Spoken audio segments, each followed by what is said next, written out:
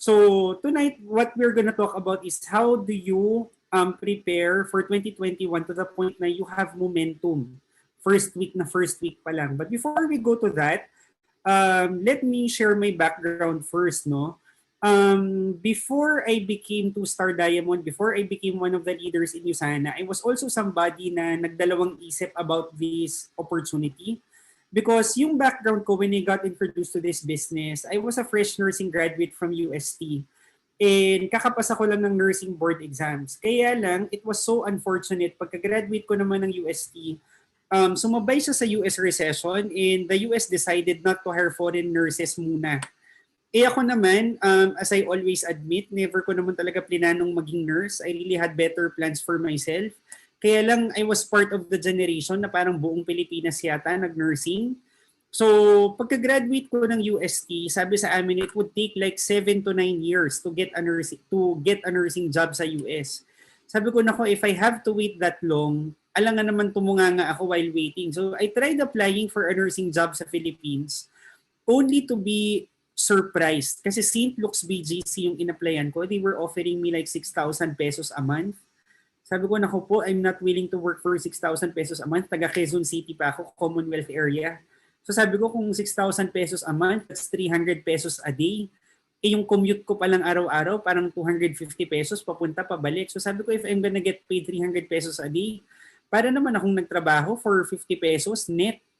So sabi ko, most Filipinos, no, they're willing to work para sa magkano lang. Pero what was clear to me, although I was just 21 years old at that time, sabi ko, masipag naman ako, matyaga naman ako, pero kung ganyan lang yung ibabayad sa akin, I'm really not interested magtrabaho kung ganyan lang. So in short, after college, hindi talaga ako nag-work kaagad until I got offered to do USANA. And it was a good friend of mine. Sabi niya, Ryan, wala ka namang ginagawa, ba't hindi ka mag-USANA? So ako naman, since wala naman nga akong ginagawa, I just checked the offer. Pero after listening to the whole presentation, sobrang hindi ko siya nagustuhan. Sabi ko, number one, I'm really not into sales. Napaka-introverted kong tao. Sobrang hindi ako kumakausap ng kung sino-sino. So, growing up, mahilig lang ako mag-memorize, mag-aral. So, sabi ko, if you're gonna get me to sell vitamins, hindi ko talaga trip yung mga ganyang gawain. And sabi ko, secondly, wala naman akong kapera-pera para bumili ng vitamins nyo and mag-join ng USANA. So I told my friend and the person na kasama niyang nag-present sa akin ng USANA, sabi ko, to be honest guys, I'm really not interested. I don't want to waste your time. And please don't waste mine. And nagkataon lang, 11 years ago, yung kasama ng friend ko na nag-present, tinanong niya ako, sabi niya, bakit ikaw ba, Ryan? Do you actually see yourself working forever? Sabi niya, don't you have plans of doing business? And ako napaisip ako, sabi ko, mag-work ba ako as a nurse forever? And sabi ko, malamang talaga hindi. Kasi sabi ko, 3 years pa nga lang of OJT work, OJT pa lang yun, na burnout na ako.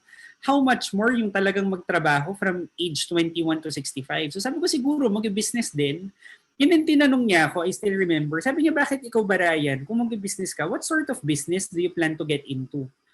And ako naman, wala naman talaga akong plano, but I remember answering, sabi ko siguro po if I were to start my own business, I would open my own real estate or siguro Jollibee franchise. And then, nagulat ako sa taong yun, pinagtawanan niya ako, sabi niya, may pa Jollibee real estate ka pa, Ryan? Eh sabi niya, 40 mil nga lang itong pinag-uusapan natin, ang dami mo nang sinasabi. Sabi niya, if you don't have guts to start a business for the amount of 40,000 pesos, sabi niya, how much more yung traditional businesses na pinagsasabi mo? Sabi niya, kung wala kang lakas ng loob, sumugal sa 40,000, mas lalong hindi ka magsisimula ng traditional business. And sabi niya, you know what, Ryan, sa'yo naman din ang galing. Kung mag-business ka naman din pala later on in your life, why do you have to wait till you're 50, till you're 60? Sabi niya, I understand, hindi ka magaling magsalita. I understand you're introverted. Pero sabi niya, if you're gonna do business one day, those are things na dapat aralin mo. Those are things na dapat i-master mo. Eh sabi niya, kung papasukin mo rin naman pala yan at some point in your life, bakit hindi ka magsimula while you're young, while you're only 21? And sabi niya, that's much, I think starting a business is better for you than mag-nurse daw para magkano lang. And ako, I got his point naman because back then, no, it really made sense. Sabi ko, totoo naman. Kahit nga mag-$100 weekly lang ako sa iyo sana, 20 mil isang buwan na yun kumpara sa 6,000 a month as a nurse. So, after hearing that, no, although originally hindi ko talaga gusto yung mga ganito kong klaseng negosyo, Sabi ko, sige na nga, kung mag-business naman din ako at 50 at 60 years old, sabi ko, sige na nga, matry nga itong Usana.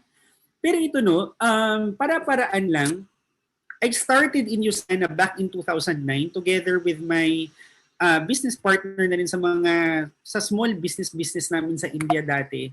And ito lang no, for all the people na bago sa Usana and para wala rin kayong false expectation, ako I'll totally be honest no, we actually got started in Usana back in January 2009. And what I'm practically showing you on the screen right now, if you would look at the date closely, this was already September 2010. September 2010, more than a year after getting into Usana. And I remember back in 2010, when I started making this amount, sabi ko personally, I ended up getting siguro mga 20 to 30,000 a month sa Usana. Palagi kong sinasabi, it was such an eye-opener for me. Kasi I remember when I was in college, yung baon ko every month was 6,000 pesos. So yung 6,000 na yun, nakakakain pa ako sa kung saan-saan. Nagsa-Starbucks pa kami. So sabi ko, grabe, pag kumita siguro ako ng 20 mil, 30 mil, sabi ko, ang yaman ko siguro. But you know what guys, especially no, yung mga taong nag-work na rin, yung may work experience na sa inyo for quite some time. Ako, I remember back in September 2010 when I was personally making mga 20 to 30,000 a month, doon ako sobrang na-frustrate, doon ako sobrang na-burnout sa Usana. Sabi ko, pambihira, kahit pala 20 mil, 30 mil ang kitain mo sa Pilipinas, parang mahirap ka pa rin pala. Hindi naman sa pagiging ungrateful. Kasi even if you're already making mga 20 to 30,000 a month, medyo angat ka na sa ibang Pilipino, sa karamihan ng Pilipino. Pero sabi ko, grabe, even if you're making 20 to 30,000 a month, yung sasabihin mong you're gonna buy your own house, you're gonna buy your own car, you're gonna save millions of pesos. Sabi ko, my God, kahit 30,000 a month, you cannot afford all those things. That's why I always tell my group also, no, dito talaga sa Pilipinas, mapapaisip ka. Marami talaga dito college graduates. Alam mo yung tinawid talaga ng magulang nila to get a college degree. And these people, they're actually very hardworking. They work 8 to 5, 5 days a week. Yung iba nga overtime pa. And they've been doing that for 10 years, 20 years. Pero makikita mo yung mga tao dito, masipag, matsaga, matalino, pero mga walang pera. Diba? Mga hindi makabili ng bahay, hindi makabili ng kotse. And that's actually the reality dito sa Philippines. It's not enough na masipag ka. It's not enough na matsaga ka. You should really be in business. But it's unfortunate for most Filipinos, lalo na no, kung bago ka dito sa Usana. If you're Filipino and yung parents mo hindi naman talaga din negosyante mag-isip, you were always told as you were growing up na, uy Ryan, hindi naman tayong mayaman, aral ka ng mabuti, pag graduate mo, hanap ka ng trabaho. Tapos tayo naman, not knowing any better, sige po, ano po bang magandang course? Nursing po ba? Saan po ba magandang mag-apply? Sa Dubai ba? Sa US po ba? So tayo basically, ang orientation natin was to always get a job, to always be employed. That's why, probably, no, even if you're already part of Usana, there are a lot of you nagdududa pa. Talaga ba? Kaya ko bang gawin yung business na to? Talaga ba? Tama ba yung decision na sumali-sali ako sa Usana? Parang hindi naman ako sanay mag-business. And if that's how you're feeling right now, you're precisely right. Hindi ka naman talaga sanay. Hindi ka naman talaga magaling sa business. This is probably your very first time to engage in sales, to engage in business. Pero ako, what I always point out, no, we started as clueless distributors ni Mentor Raj. Pero ito naman, after like 2.5 years, umabot naman kami ng gold director. So that's like $1,000 weekly. And most of my friends, no, from high school and from college, every time ino-offeran ko sila ng Usana, kasi yung mga nag-no sa akin noong 2009, binabalikan ko sila noong 2011, palagi nilang sinasabi sa akin, ay naku Ryan, tigil-tigilan mo kami sa Usana mo, hindi kami kasing sipag mo, hindi kami kasing tsaga mo, wala kaming tsaga sa mga ganyan. Pero ako, I always tell my friends, sabi ko, you know what guys, between the two of us, kung tutuusin nyo nga, mas masipag kaya kayo sa akin, mas matsaga kaya kayo sa akin. Sabi ko, 2 taon na rin kayo nagkatrabaho. And most of my friends, mga ano rin yun, mga feeling smart din yung mga yun. Nag-masters pa sila. Sabi ko pa, masters pa kayo, trabaho kayo ng trabaho, mga wala naman kayong pera. Diba? So sabi ko, at least ako, tumagal ako sa Usana ng 2.5 years around this time. Pero sabi ko, at least after 2.5 years, diba, meron naman malaking kapalit. So that's what I don't understand with most Filipinos and even Usana distributors. Diba, parang tumagal ka nga sa job mo ng 5 years, wala ka namang kinita. Tumagal ka nga sa trabaho mo ng 10 years, wala ka namang kinita, hindi ka namang nagreklamo. Di ba? Yung Usana, it's taking quite some time. It's not as easy, it's not as smooth as you expected it to be. Pero for me, di ba, kung compare mo naman yung possible progression ng business versus employment, ang layo. And anyway, to cut the long story short, no, ito, ano ba to? Ito, October 30, November 6, November 13, may nagkataon lang, no, may sumabay dito na payout ng isang travel incentive na na-cancel. So sabi ko, grabe, even sa Usana, possible pala siya umabot ng parang minsan 400,000 one week, 800,000 one week. Doon ako na-amaze sa Usana. Sabi ko, more than the money, what I'm really most amazed about in this business is the amount of time I'm able to save. So sabi ko, most of my classmates from UST na nag-migrate abroad who took on nursing job sa London or sa Canada or sa US, sabi ko, a nursing job in the States would pay about 200,000 pesos a month. Diba? Pero yung 200,000 pesos mo a month, i-minus mo yung bahay mo, yung kotse mo, yung tax mo, yung healthcare mo, yung malpractice insurance mo, yung padala mo sa Pilipinas, yung gastos-gastos mo doon. So most of the people who are making 200,000 a month as healthcare professionals in the States, wala naman silang nasisave. So sabi ko, kahit nga mag-gold director ka lang sa Usana, di ba, dito sa Pilipinas, sipagan mo, if you're earning like 200,000 a month, cost of living mo 100,000 a month, actually kahit papaano medyo okay na nga yun. And you would be able to save more, a big portion of your income. And ito yung nare-realize ko na. Sabi ko, at least after 11 years of being in this business, ganito naman yung kapalit. Diba? Kasi kung titingnan mo sa work, yeah, I understand. You're more used to what you're doing. Usana is really totally alien to you. Pero kung titingnan mo naman, pag inaral mo naman yung opportunity, ano yung kapalit? This is from the World Bank. So sabi ng World Bank, given na ganito yung sitwasyon, sabi nila parang laos na yata ang mga college degrees. Laos na yata yung mga build your career. So sabi ng World Bank, anong recommendation nila sa Pilipinas? Sabi nila, nako, kaysa promote kayo ng 4-year degrees, dapat maging skills-based na lang ng Philippines. Dapat mag-certificate courses na lang kayo. Kung anong kailangan na skill, yun na lang aralin nyo kaysa mag 4-year college kayo.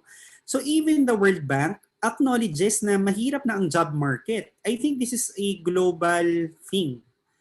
Diba? So imagine niyo yung graduate ng March 2020, diba yung graduate last school year, March, April, May, lahat sila walang trabaho ngayon. And yung gagraduate ng March 2021, mga walang trabaho din yun. Makikipag-agawan pa sila sa mga walang trabaho noong 2020. Di ba? So sabi nila, even 2022, hindi pa rin yan ma-absorb ng job market. Di ba? So this was the recommendation of the World Bank. And ito rin yung recommendation ng NEDA. Di ba? Even si Joey Salceda. So kung titingnan nyo, even sa Philippines, talagang they're promoting na maging skills-based and they're really promoting na mag-business-business na lang ang mga tao.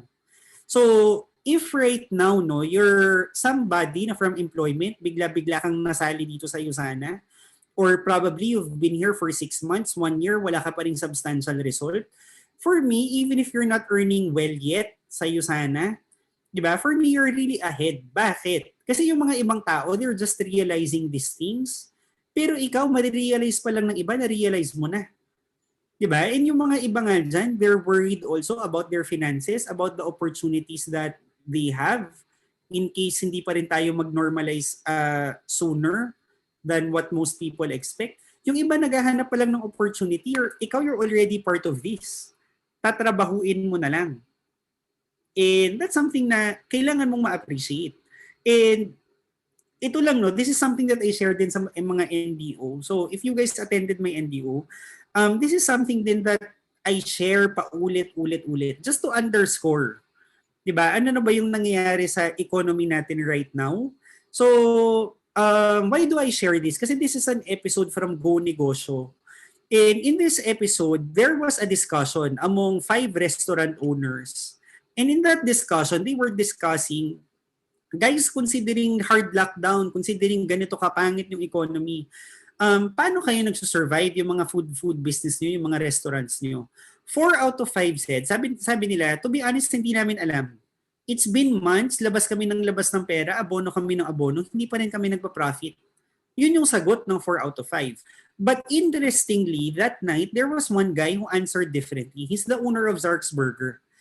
And nagulat yung 4 sa kanya. Sabi talaga, you're making profit in the midst of this pandemic, mga lockdown, anong ginawa nyo? So sabi niya, ang problem niya, morally, ayaw naman daw niya mag-lay off ng mga tao niya. So what he did, sabi niya he had to think outside the box kasi wala rin siyang mga abono ng mga renta, ng sweldo. So sabi niya, sige nga, try natin magbenta-benta online. So what he did, tinuruan niyang mag-promote yung mga tao niya ng Zark's Burger online. So tipong yung mga kahera niya, mga waiter niya, sabi niya, sige nga, let's promote online. Every time you sell something, bibigyan ko kayo ng commission. So they tried that idea for a couple of weeks. And nagulat siya na nag-boom yung sales nila online. So before the pandemic, they never thought na ganun ka-lucrative mag-business-business online. So sabi niya, in effect, no, parang dumami daw yung tiga-benta niya ng burger para daw silang naging direct selling. So in effect, para silang naging network marketing. And sabi niya, ang second strategy daw nila, they're gonna come up with a website where people can order online, pay for products online, and every time people order and pay online, they're gonna tie up with a logistics partner para mag-deliver ng burger. And when I heard that, doon ako natawa. Sabi ko, pambihira, that's the business model of Usana. Diba? You're gonna get people, mag-recruit ka ng mga tao under you, mag-promote ng Usana vitamins under you. And then every time they sell something, they get a certain percentage, they get a certain profit. And then pag tuwing nakakabenta sila, may override commission ka din. 'Di ba? So kung titingnan mo ikaw, probably you're new to Usana, nagdadalawang isip ka kung seseryosohin mo 'to.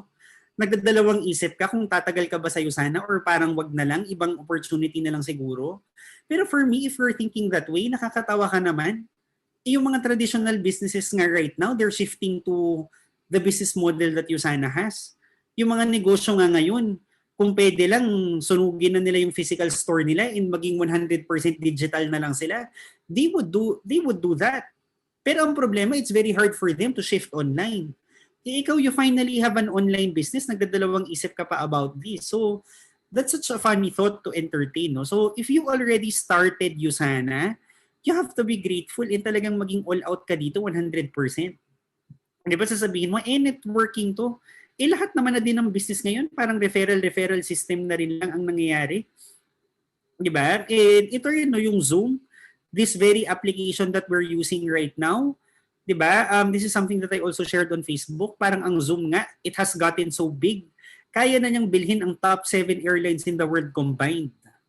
Top 7 airlines in the world combined, kayang bilhin ng Zoom. And what is Zoom being primarily used for? This is for business meetings. This is for instead na face-to-face business operations, di ba? Lahat digital na. And sabi nga nila, 5 years from now, as plenty as 50 to 70% of all businesses, they would have shifted online. 5 years from now, 50 to 70% of all businesses would have already shifted online. So sabi nila, 5 years from now, lugi ka kung today hindi ka nagsisimula ng online business mo. Lugi ka kung today hindi ka pa nagka-career sa online business mo. So for me, you already started, might as well i-career mo na siya. And just to underscore my point, no, ito bilib na bilib ako dito, although hindi ko kilala tong mga to, I just saw them sa Facebook post. Sabi ko, grabe, ganito pala kalaki ang pwedeng kitain sa Usana. It's like $13 million, di ba? Itong couple na to, they've been in Usana daw for 17 years. Siyempre, effort din to kung effort. Disclaimer lang, hindi naman sila natulog for 17 years tapos binayaran ng $13 million, di ba? So, they've been in the business for quite some time. Pero sabi ko, totoo ba to? $13 million? Sabi ko, i-convert mo yan to Philippine peso, that's like 650 million pesos. Di ba? That's half a billion pesos already. So sabi ko, ay naku, kung kukumpara mo to traditional businesses, talong-talo niya ang traditional business. And ito, just to share, no, a real life story, and palagi ko itong sinishare sa mga trainings ko. A couple of months ago, meron akong friend, UST days pa to, college friend ko. I think mga 1,000 times ko na siyang kinulit mag-Usana. Sabi ko sa kanya, you know what, maganda nga mag-Usana ka eh. Para whatever happens sa mga lockdown, meron ka pa rin good source of income.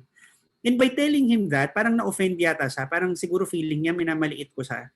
Sabi niya, you know what, Ryan, kahit naman mag-ECQ ulit, buhay pa rin naman ako, okay naman yung business ko. And nawala sa isip ko, yung business nga naman kasi niya is mineral water station. And hindi ko naman siya tinatanong. Then he suddenly tells me, sabi niya, you know what, Ryan, sa mineral water station ko, nag-5,000 a day naman din ako.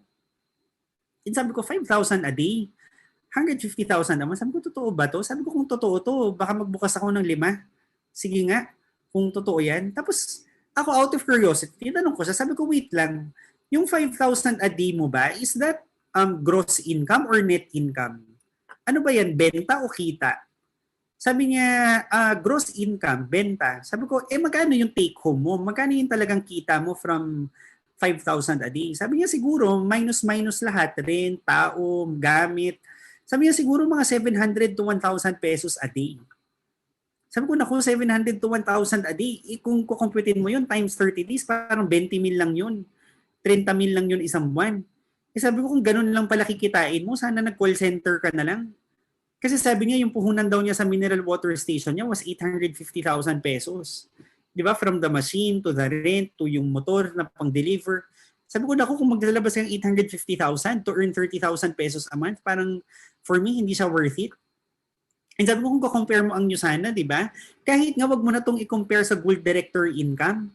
Sabi ko, kahit nga $200 a week na lang kitain mo, 40 mil na yun isang buwan.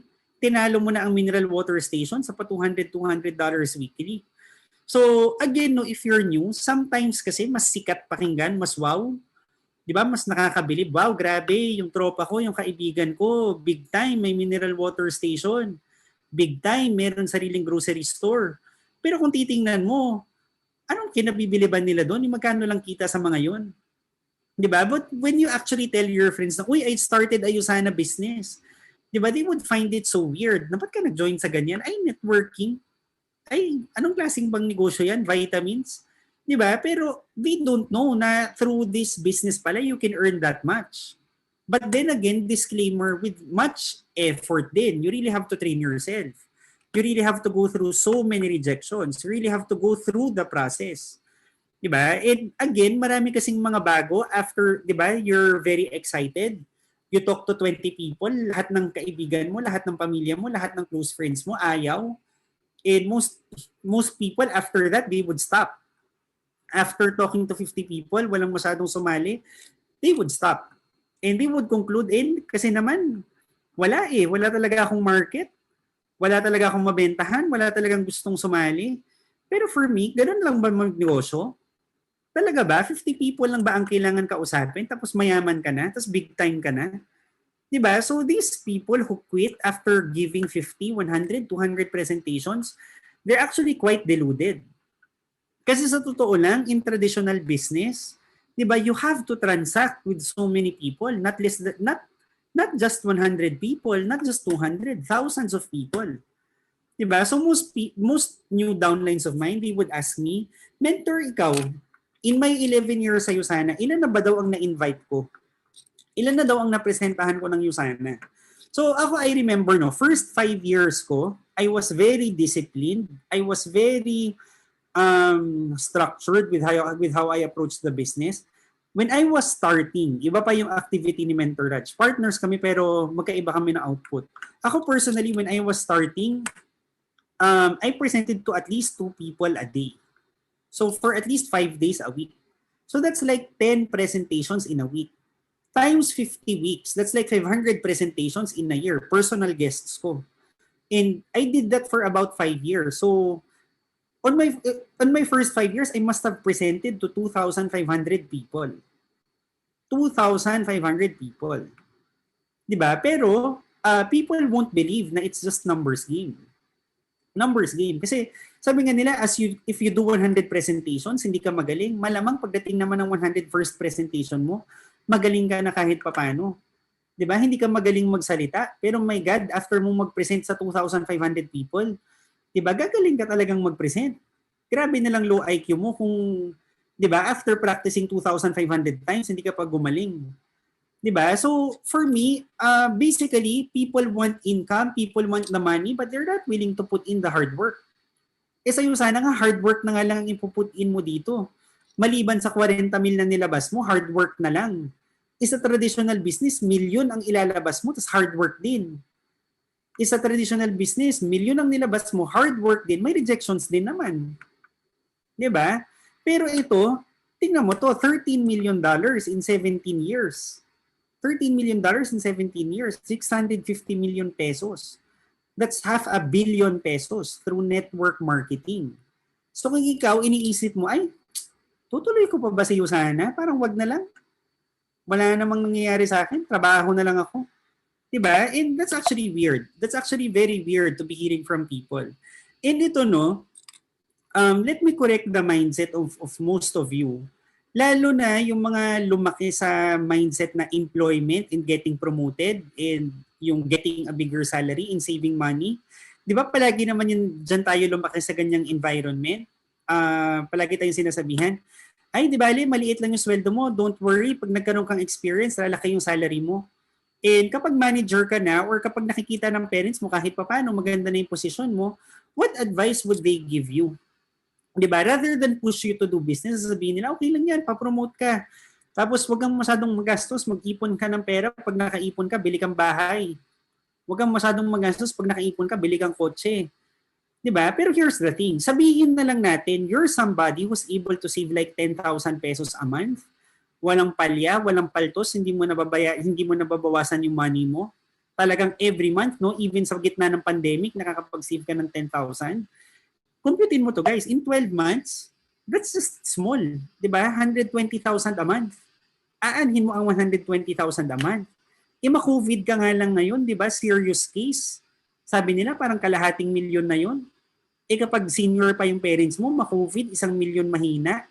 Pag ma-ICU pa yan, mga 2.5 to 4 million pesos. Paano yan? Kung 10,000 a month ang savings mo, 120,000, ubos na kagad yan. One day pa lang sa hospital.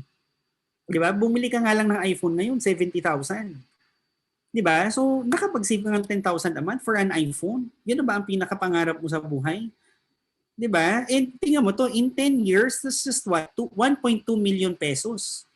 In 20 years, that's how much? 2.4 million pesos. Diba? So, 2.4 million pesos, even nga in today's money, wala namang value yan. Diba? Tumitingin nga ako ng mga properties right now sa SMDC, yung mga tipong studio unit nila na 16 square meters.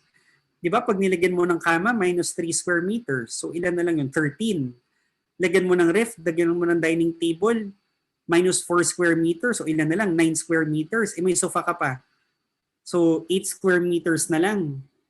Di ba? May kubeta ka pa. May CR ka pa, minus 3 square meters. 6 square meters na lang yung 6 square meters na lang yung pwede mong lakaran. Diba? Paano yan if you have 2 kids? Paano yan kung meron ka pang katulong? Diba? Matutulog kayo ng nakatayo. You cannot afford a good property with 2.4 million pesos. Kasi even the studio unit sa mga SMSM or even yung mga katsipan na developer, siguro a 30 square meter condominium right now would be 4 million pesos already. Hindi pa yan prime location. In Makati, it's gonna be like a one-bedroom condo unit, tumitingin ako sa Rockwell, balak ko lumipat next year, it's about 15 million pesos. 15 million pesos for 60 square meters. Diba? So sabi ko, grabe, if you're an ordinary employee, how long will it take you to save 15 million pesos kung pa 10,000 lang ang nasisave mo? Diba? So 2.4 million in 20 years. So in 40 years, that's about 5 million. So you need about 120 years to save 15 million pesos. Diba? It's crazy. And sabi ko kahit doblihin mo pa nga yan, diba? Sabihin mo 20,000 a month, that's just 4.8 million. Kahit sabihin mo doblihin mo pa yan, that's just 9.2 million 20 years from now. 9.2 million kung today o kahit papano okay na yan. Pero kung 9.2 million 20 years from now, trust me, baka 2 million na lang ang value niyan 20 years from now. And maraming nagsasabi ng mga downlines, lalo na yung mga bago. Kaya lang sa'yo sana, kailangan masipag ka dyan, kailangan matyaga ka dyan. Ito yung tanong, ang magtrabaho ba ng 20 years, hindi ba yan masipag? Hindi ba yan matyaga?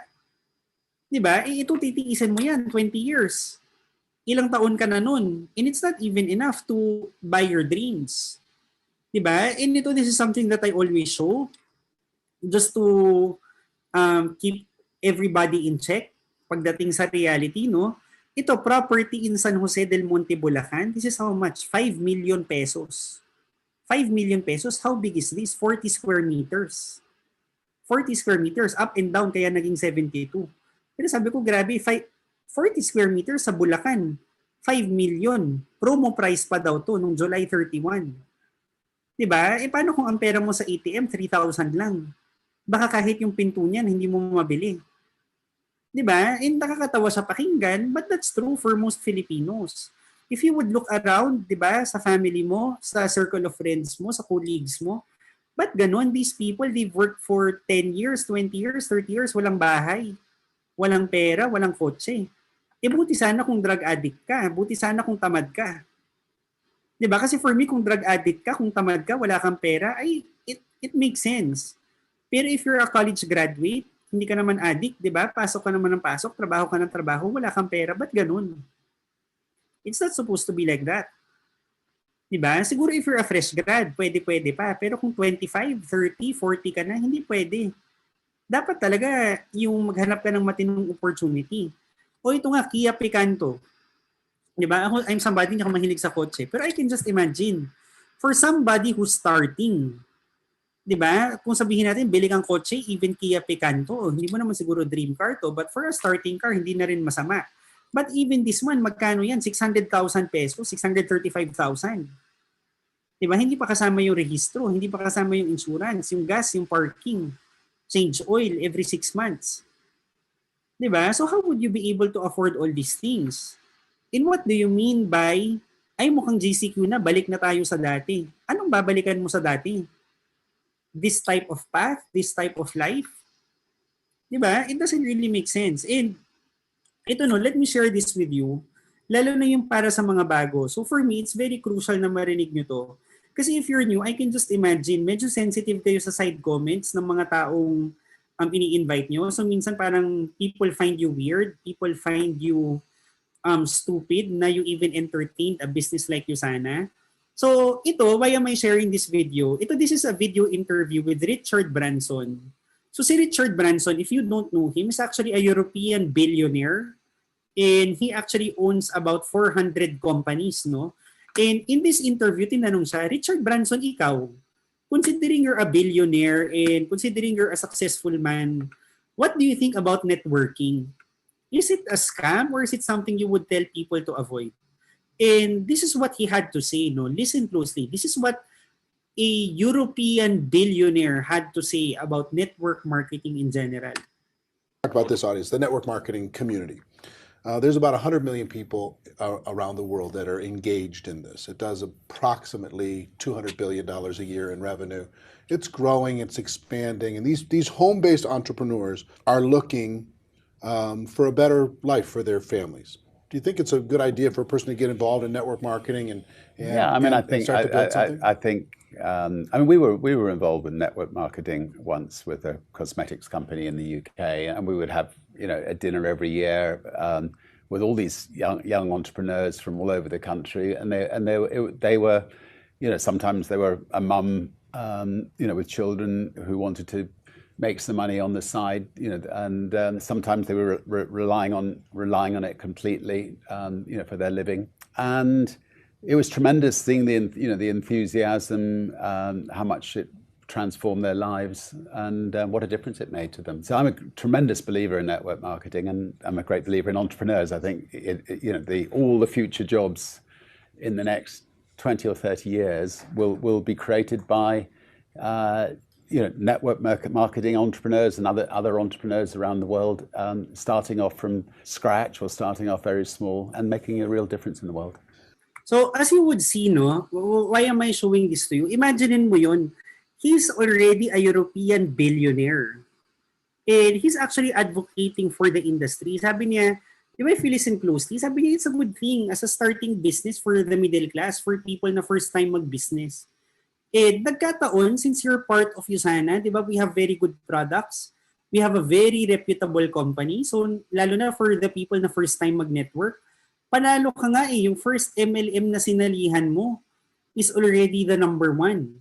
The number one network marketing in the world in terms of products and yung portfolio ng company. So, kung titingnan mo, if you're new, di ba, sometimes kasi you feel small talking to people. Sometimes nahihiya ka na you're involved in network marketing. Pero for me, why feel that way? Eh, ito ng billionaire na to, hindi naman siya nahihiya. Di ba even sa sinasabi niya, nag-networking naman din sa dati. So, right now, be proud of the industry you're part of. Network marketing is a perfectly legitimate business. Diba? And if you do your research, mas magiging proud ka pa talaga sa Usana. And ito lang, no, let me give you a projection. So again, hindi ko lang to nasulatan. This is not guaranteed income. Again, this is not guaranteed income. Ito naman, this is something na gusto ko lang maintindihan ng mga bago. When you open a business kasi, there's really no such business na sasabihin mo, sige mentor, mukhang maganda yun sana, I'll give myself 1 month. If after 1 month, nothing happens to me, I'll quit. Diba? Yung iba naman, they're more generous with their time. Sasabihin nila, sige, ako mentor 3 to 6 months. If after 6 months, I don't succeed in Usana, I'll quit. So, for me, that's a stupid way to think about business. Kasi sa totoo lang, wala naman talagang business na pa 3 months lang, 6 months lang. Diba? When you open a restaurant, you don't say na, ay, 1 month na tong restaurant ko, 5 million yung kinapital ko dito. Parang wala naman kumakain masyado, sara ko na to. Lugi na ng 5 million, bahala na.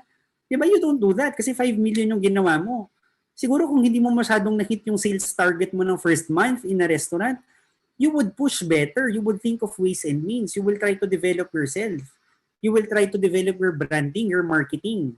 Diba, to expand your business. So it's the same thing with Usana. You don't just try this for a month.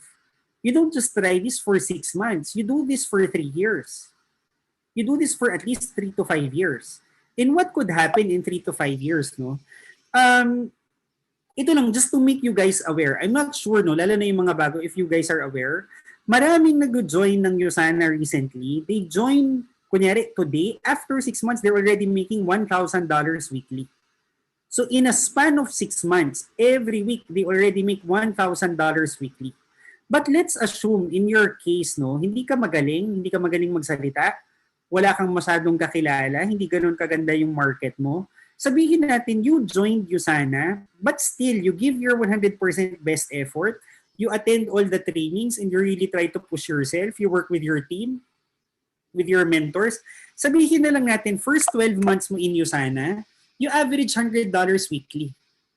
So in 1 year, magkano yan on your first 12 months? Average if you really try to push hard. Again, this is not guaranteed income. Pero for me, $100 a week naman, that's doable talaga. Diba? Push kung push, you attend trainings. Pero $100 a week, this is a conservative goal in this business. Diba? $100 per week, that's $254,000 in a month, in 1 year. And for me, $254,000 in 1 year, walang kwenta yan, sa totoo lang. You cannot even buy a decent car with $254,000. You cannot buy, mas lalo na, a property with $254,000. Pero maraming ang Pilipino, di ba? Masyado silang excited makuha yung mid-year bonus nila. Masyado silang excited sa 13th month pay. Alam mo yung buong taon pagkatrabahuan nila yung bonus. Pero for me, di ba, if you can work for a bonus of 30,000, 50,000 pesos per year, ano yung tinitiis mo sa work mo? Eh mas malaki naman itong $100 per week. Di ba? Again, kulelat pa yan. Kasi yung iba nga nag $1,000 a week na on the 6th month. Ikaw, ang assumption lang natin on your very first year sa Usana, 100% best effort ka talaga, no? Pero ang kitain mo na lang dito, ang landing mo on average is $100 weekly. Still, that's $250. On your second year, sabihin natin, you double that, tinalo mo na ang mineral water station, tinalo mo na siguro ang mga laundry shop. Di ba magkano yan? That's like 500,000 1 year. And magkano ba kinapital mo dito? Yung rolling capital mo, di ba 40 mil lang naman? Initially, maglabas ka ng 500 points, maximum. Magkano yan? 48,000. Tapos ang paikot mo every month, 7,000. Tapos on your second year, that's the potential income you're gonna be making. Panalo ka na dito, second year mo pa lang. And come to think of it, third year mo, $400 a week ka pa lang. Diba? That's already ₱1 million per month. Yung iba, third year nila, diamond na sila, ₱1 million per month. Diba? But in your case, malas ka siguro. On your third year, that's still just ₱1 million per year. But then again, diba, hindi to guaranteed income. This is something na pagtatrabahuan mo. Pero for me, I would choose this. Kahit mas mahirap ang Usana. I would choose this over a nursing career. I would choose this over a call center job. I would choose this over a med-rep position. 'Di ba? In 3 years, hindi ganyan ang progression mo sa labas. Kahit pumasok ka pa 7 days a week, 365 days a year, hindi ka mapopromote ng ganyang kabilis. 'Di ba? Hindi mai-increase ang salary mo ng bigla-bigla ng ganyang kabilis. 'Di ba? So sasabihin mo yung sana 6 months ka na dito, walang nangyayari. Ay, mas matagal ka na sa work mo. 10 years ka na dyan, wala ring nangyayari. 'Di ba? Pero ito tsagain mo, 'di ba? 1 to 3 years. 1 to 3 years, that should be your time. That should be your time frame for any business. 'Di ba? If you're new, I understand struggle. 'Di ba? Sinisingit-singit mo to after work, lalo na kung parent ka na, lalo na kung working student ka or yung iba sa inyo nagmamasteral. 'Di ba? Tapos nag-uusana ka pa on top of that, tapos hindi mo naman feel talaga ang networking, medyo jejemon sa simula. 'Di ba? Pero for me, kung ganito kalaki yung income, wag ganun choosy, di ba? And ito I share, not to brag about the team, but just to show you guys. Kasi marami sa inyo, you're having a hard time prospecting, attracting the right people. Kasi if you're new to network marketing, the tendency is for you to invite people na walang ginagawa, people na wala lang, tambay. Pero for me, when you're starting a business, what you really want, and this is something talaga na mindset, na minamindset namin sa team namin, kung magbe-build ka na rin lang ng network, magre-recruit ka na rin lang ng tao, magpapa-reject ka na rin lang sa mga tao, pwede ba yung i-target mo naman yung mga taong highly driven and yung may ambition talaga and may disiplina sa buhay? 'Di ba? So ito take for example, no, si Attorney JR and Camille, they've been in the business for I think magsi 7 months pa lang, but they're already done with executive gold director. Executive gold. Si Attorney JR, he actually owns his own law firm in Bulacan, and si Camille naman, she runs her own fresh chicken business. She also owns her coffee shop, and she also owns her own computer shop in Bulacan. So why did they even think of doing Usana? They got invited during the ECQ. So yun yung time na na-cancel lahat ng hearing, and majority of their businesses na apektuhan daw yung supply chain. So sila, they were looking for ways and means to make money online. When they got invited to Usana, hindi nila masyadong pinansin kasi networking. Sabi nila, ano ba to, lawyer ako, tapos si Camille, kahit papano, she's credible as a business person, tapos papasok sila sa ganitong klaseng negosyo. Pero nung kinonvince sila nung brother ni JR, so sabi niya, sige, kapatid naman kita. So they tried the business. So after attending the trainings and they got the whole point, in less than 8 months, in 7 months, no, nag 1 million na yata sila sa Usana. 1 million pesos in 7 months. Di ba sabi ko kung compute mo on average niya, siguro mga 120 a month.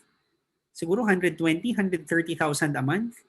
Sabi ko, grabe. And they joined Usana online. They got trained online. And kung titingnan mo, it's really for them, no? Yung experience nila so far sa Usana, it's really just online. And sabi ko, grabe, 120, 130,000 a month on average. And sila, tinatanong ko, Attorney JR, Camille, why are you so into Usana? So sabi nila, number one, they really love the products kasi sila mismo, 30s na rin sila. So nakita nila sobrang effective ng products. And since then, sabi nila, ba't naman kami mahihiyang i-share to sa ibang tao? And si Attorney JR, sinilip niya yung mga financial statements ng Usana.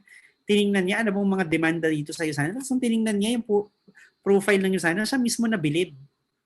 Di ba? Billions of dollars ang sales ng Usana. Tapos walang utang, ni piso, ni $1, ni 1 sentimo, walang utang ang Usana. Di ba? So siya, baliw na baliw siya sa company. So, kung titingnan mo, di ba, even a lawyer, even a traditional businesswoman, di ba nagustuhan naman nila yung Usana? Di ba? Kung bago ka kasi, minsan ang tina-target mo yung mga taong walang ginagawa, yung chill, yung tambay. For me, kapag yung mga taong ganun yung ini-invite mo, kapag walang drive, ang hirap nila kumbinsihin trumabaho. Ang hirap nila kumbinsihin magnegosyo. So, you should target driven people. So, ito naman si Carissa de la Cruz, no? She's also executive gold. Ano naman to? Nursing graduate, nag-masters pa siya in hospital administration sa UST.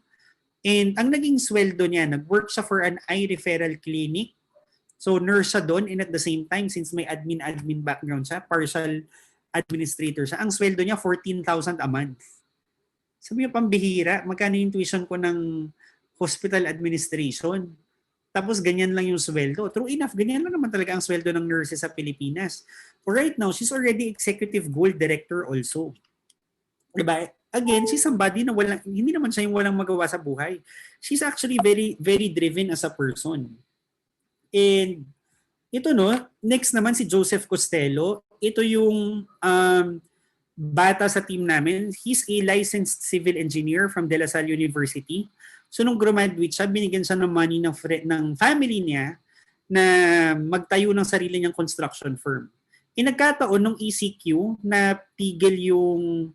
natigil yung construction business niya and he joined USANA. And si Angelo right now, he's actually a very solid gold director. I think 2 weeks ago, no, gold director lang siya. Pero I think umabot siya ng $3,000 as a gold director. Although hindi siya nag-run. Bumalik, maintain lang niya talaga yung $1,000 niya. Pero, ang dami lang talagang nag-run nung 2 weeks ago. So, itong si Joseph Costello, no, kinausap na niya yung business partners niya na baka mag-lay low na talaga siya sa construction and sabi niya kung ano mang investment na meron ako dyan, sige kahit smaller share, pero sabi niya mas gusto ko na lang mag-focus sa USANA. Diba? And that's coming from a civil engineer na may sariling construction. Diba nakikita niya, sabi niya, para kumita ka ng 1 milyon sa construction, magkano ilalabas mo? Sakit naman din sa ulo yan. Di ba magbabantay ka ng tao mo? Sabi niya sa'yo sana, yung pa $1,000 niya every week. At least yan neto. Online lang. Zoom lang. Di ba? So these people, kung titingnan mo, they are actually, even before USANA, they were already high achievers. And that's what I noticed. If you invite people na tamad, makonvince mo man yan sa USANA, tamad pa din yan. But if you invite people na may ambition, di ba, like si Mentor Bren, sina Mentor James nyo, di ba, even before USANA, marakit na yung mga taong yan. Talagang driven yung mga yan. May pangarap yan. And those are the people you want to be working with. Yeah, you present to as many people as you can. But if you're really wanting to rank advance, hindi pwede kung sino-sino lang ang tinatap mo. Lalo na if you want to hit a major milestone ng 2021. Di ba? Bibira ka na nga lang nag-invite, yung in-invite mo, tamad pa. 'Di ba? Nag-prospecting ka na nga lang, nagpa-reject ka na nga sa tamad pa. 'Di ba? Kung mag-invite ka na rin lang, doon na lang sa masipag. Mag-invite ka na rin lang, doon na lang sa well-connected, doon na lang sa may ambition. And that's actually the mindset that we try to really cascade sa team namin. 'Di ba? If you're gonna build a network, don't look for kung sino-sino lang. Look for people talaga with ambition. So ito, how do you actually prepare for 2021? So this is actually my last slide. And these are very basic. And actually, parang inimbento ko na nga lang to eh. But these are things talaga, di ba, na I think naman sa linggo-linggo yung nagtitraining, umatin ng sangkatutak na trainings, you can summarize everything. So number 1, ito, if you really want to be gold next year, ruby, emerald, diamond someday, hindi ka pwedeng try-try lang sa USANA. Hindi ka pwedeng try-try attitude lang sa kung anong business. Diba? So if you open a grocery business, hindi mo pwedeng hindi alam paano magpatakbo ng grocery. If you apply for a call center job, hindi mo pwedeng alam how to do a call center job. If you start a USANA business, hindi pwedeng hindi mo alam ano ang USANA business, paano magpatakbo ng USANA business. That's why sangkatutak ang training dito. Kasi ang dami mong kailangan aralin. Diba? Ang dami mong kailangan i-master. Di ba there would be downlines? Mentor, kailangan ba talagang mag-present? Kailangan ba talagang matuto? Di ba? So parang what a stupid question to ask. Di ba? Kunyari mag-open kang construction, kailangan ba marunong ka sa construction? Di ba malamang, nag-open ka ng construction, dapat aralin mo. So sa USANA, it's the same thing. Nagsimula ka ng USANA business. If you want big results out of this, hindi mo siya pwedeng hindi i-master. You really need to learn, you really need to master the business. So I understand, most of you, I think, same with our team, 95% of the people who do USANA are doing this part-time. I understand hassle kung hassle. You're doing your job, you have responsibilities at home, and tas isisingit mo pa tong business mo na to. Diba? But then again, if you want something extra, you really need to find time for this. 'Di ba? You should really make the commitment to work on your business. 'Di ba maririnig niyo yan sa mga tao, sa mga, 'di ba, yung mga anti-networking? Ay nako, marami namang nag-join sa networking. Na bola-bola lang yan, wala namang nangyari. Totoo naman, walang nangyayari sa kanila. But I'll tell you why. It's because they did not work hard on the business enough. 'Di ba? They did not persist enough. And ako, why am I saying this? I have a downline who actually works as from senior level management na to ng Department of Trade and Industry. So one time, we were having a team planning. Sabi niya, mentor, ang ganda pala dito sa USANA, no? Sabi ko, bakit mo naman nasabi yan? Sabi niya, mas maganda daw yung statistics ng USANA versus traditional business. Sabi ko, what's your basis for saying that? Sabi niya, sa traditional business daw, for every 100 business names na nag-a-apply sa DTI, after a year, out of 100, ang nagre-renew lang ng business name nila for another year is about 7 to 10. 7 to 10 out of 100. So you can just imagine, out of 100, 7 to 10 lang yung tumatagal after a year. And then, sabi niya, on the third year, out of the 7 to 10, ang nagre-renew na lang daw is like 1 or 0. 1 or 0. So meaning to say, for every 100 traditional business applicants, ang nagsusurvive on the third year is like 1 or 0. Diba? And yet, you would hear comments against network marketing. Ay, sa networking, hindi naman lahat dyan kumikita, hindi naman lahat nagsasucceed. Well, number one, let's talk about traditional business. In traditional business ba, lahat ba nagsasucceed? Lahat ba sobrang nagbo-boom? Sasabihin nila, yung mga tao, pinapasali nyo, nagkakapital, 40,000. Pero for me, sa traditional business, 40,000 lang ba ang sinugal ng mga tao, tas nalugi? Di ba, at least dito, sumali ka, 48,000 products ang kapalit. Di ba, wala naman tayong pyramiding fee, wala naman tayong registration fee. It's really 100% products. Di ba, sasabihin nila, sa'yo sana, hindi naman lahat yung mayaman. Di ba, konti lang naman yung mayaman dyan. Ba't sa employment ba, lahat yung mayaman ba? Di ba, ganoon din sa work mo, inaral mo yung trabaho mo, minaster mo yung trabaho mo. Hindi ka naman yumaman. Di ba? Pero dito sa'yo sana, if you really master this business and if you really do well, di ba? I'm not saying it's gonna be easy. That's gonna be lying to you. Mahirap ang USANA. Pero for me, sa lahat ng mga mahihirap, ito na yung pinakamadali. Di ba? Sa lahat ng mahirap, ito na yung pinakamadali. So for me, I mean, if you really want great results next year, it's too late this year. Lalo na kung wala kang momentum, di ba? Siguro at best, if you're not director yet, kaya mong mag-director in the next 5 weeks. But if you're $100 per week, mag-push ka ng gold in the next 5 weeks, medyo stretch yung nonsense yun.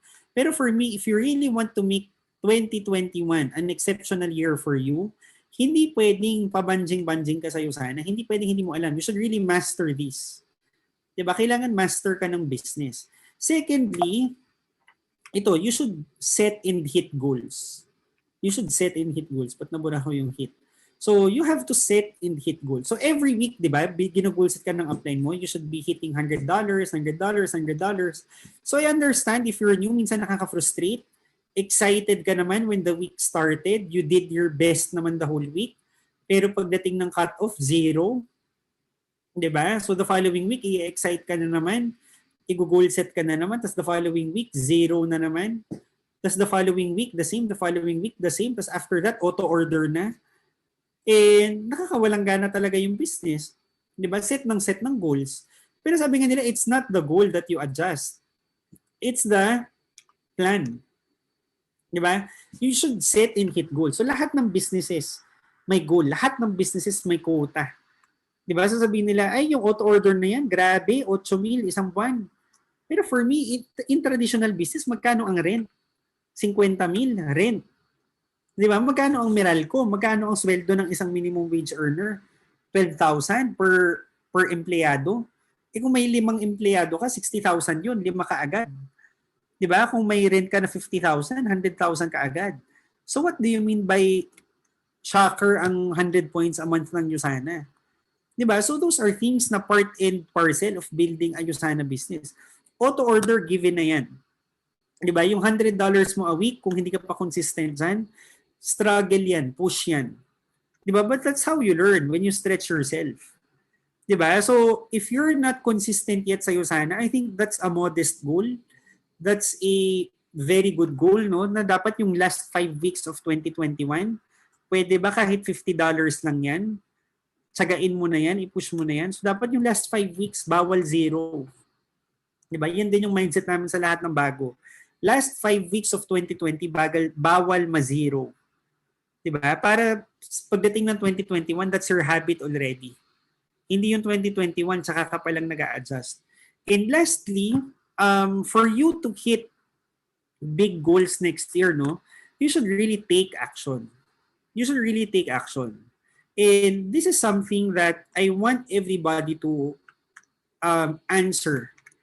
Diba? Although even sa utak mo lang. Diba? Number one, were you able to get the results that you wanted badly from Usana this year? In your head, you ask yourself, yes or no? Diba? That's question number one. In question number two, if your answer is no, if your answer is not so much, not really, diba? Did you do your 100% best?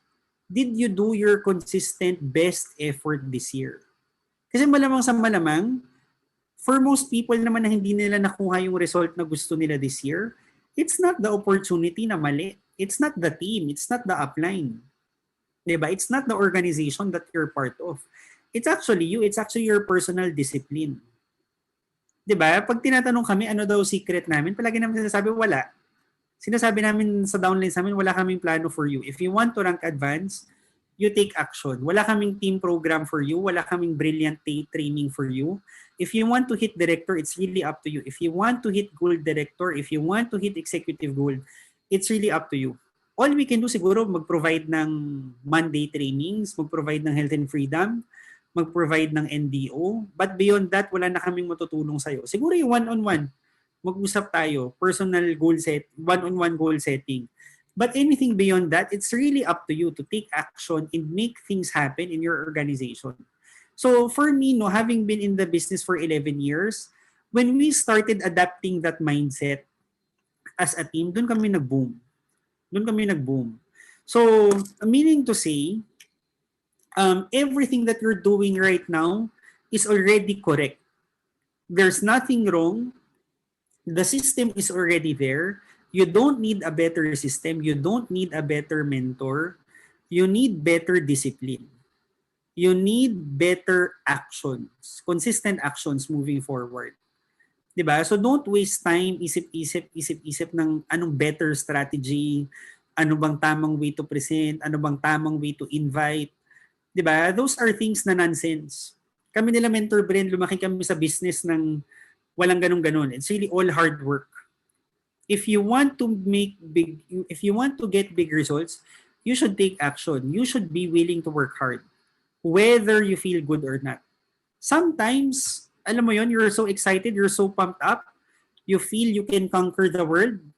Pero sa totoo lang, bibihira lang naman yung mga araw na ganun. Most of the time, you're down. Most of the time, we're not in the mood. Most of the time, we feel like quitting. So ako, even on my level, sinasabi nila, wow, grabe mentor, 2-star, wow, mentor, grabe yung ranking nyo. Kami, to be honest, no, hindi naman kami good mood every day. Hindi naman kami nasa mood to train every day. But we have the personal discipline. What we need to do, we need to do. What we need to hit, we need to hit. What we need to make happen, we should make happen. Diba? And that's the mindset of a business person. Diba? When you have your own traditional business, diba si Henry C., when he was still alive, ay isara na lang natin yung SM, heartbroken ako ngayon. Ay isara na lang natin yung SM, walang yaya yung anak ko. Ay isara na natin yung SM ngayon, walang mag-grocery, ako lang. 'Di ba? Pero yung maraming, hindi niya ginagawa yun. And he actually runs a very big business. 'Di ba? So, at the end of the day, next year, yan naman ang New Year's resolution ng mga tao. 'Di ba? They will do better, they will work on a better opportunity. New Year's resolution lang lahat yun. But at the end of the day, yeah, you have big plans, you already have a good business. Ang question is, 'di ba? How good are you already in Usana? if not yet, number one, di ba, you need to learn and master the business. Hindi pwedeng hindi. So siguro kung 2 weeks ka dito, hindi ka marunong mag-present, okay lang yun. I don't know ano ang standard nyo. Pero sa amin, kapag 1 month, pwede ba? Bawal ang 1 month na hindi marunong mag-present. Bawal ang 2 months na hindi magaling mag-present. Diba? Kasi pag ganun, ano ka ba? Nagne-negosyo or wala lang? Diba? Sali-sali lang. Kung ganun lang, don't waste your time. Diba? Huwag ka na magyusana. So, meaning to say, you should really be intentional about this. Second is you should have the habit of setting and hitting goals. So, hindi pwedeng kung ano lang yung gusto mong i-hit this week. So, if you really want to progress, no, challenge yourself, magpa-goal set ka sa mentor mo. Then, yung $100 per week sa simula, hit, miss yan. Pag na-miss mo, it doesn't mean you're stupid. Diba? It just means meron ka pang pwedeng i-improve. Meron ka pang pwedeng gawing better the following week. And lastly, diba, you should really have the habit, the discipline. Whether you feel good or not, you need to show up. Whether you feel good or not, you need to work. And once you develop these habits, ganito yung mindset mo, there's really no secret. Well, kung merong secret, ito na yun. Diba? Ito na yung pinaka-secret sa iyo sana. Ito na rin ang pinaka-secret sa lahat ng negosyo. Diba? Lahat ng negosyo, you need to learn the business. You need to set goals. How big do you want to your business be? And thirdly, you need to take action as a business person. So tonight, that's actually just my goal, no? To make you guys all aware of what's in store next 2021. And it from economy-wise, it's not so good. But if you're part of Ayusana, if you're part of the Ayusana business, it's actually all good. Pero again, it's not a guarantee.